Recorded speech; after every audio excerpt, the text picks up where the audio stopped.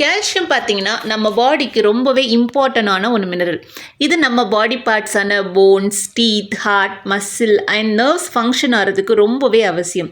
நம்ம உடம்புல 99% of calcium நம்ம பாடியில் போன் மற்றும் டீத்தில் தான் இருக்கும். எப்போவாச்சும் நம்ம பாடியில் கால்சியம் பற்றாக்குறை வரும்போது நம்ம பாடி ஆட்டோமேட்டிக்காக எலும்புங்கள்ல இருந்து தான் கால்சியத்தை எடுத்துக்கும். இது இப்படியே தொடரும் போது நாளடைவில் நம்மளோட உடம்பு வந்து கால்சியம் டிஃபிஷியன்சி வந்து ஃபீல் பண்ண ஆரம்பிக்கும். அப்போது அது சிம்டம்ஸை வந்து நம்மளுக்கு சொல்லும். எப்படி அப்படின்னு பார்த்தீங்கன்னா, ஆட்டோமேட்டிக்காக பேக் பெயின் வருது, நெக் பெயின் வருது, கை கால் வந்து மூட்டிலேருந்து ஒரு மாதிரி கிராக்கிங் சவுண்ட் வருது, பல் பிரச்சனைகள் வருது, டூத் டீகே ஆகிறது, அது மட்டும் இல்லாமல் ரொம்ப லேசியாக ஃபீல் ஆகிறது, ரொம்ப டயர்டாக இருக்கிறது, அதே மாதிரி நம்ம நகங்களில் வந்து பார்த்திங்கன்னா ஒயிட் ஸ்பாட் வருது, முகம் வந்து அது ஸ்கின் வந்து ரொம்பவும் பொலிவிழந்து இருக்கிறது, இதெல்லாம் தான் வந்து கால்சியம் டிஃபிஷியன்சியோட சிம்டம்ஸ். இந்த மாதிரி சிம்டம்ஸ் வந்து நம்ம பாடியில் தெரிஞ்சாலே நம்ம கண்டிப்பாக அதுக்கு தேவையான ப்ரிகாஷன்ஸை எடுத்து தான் ஆகணும்.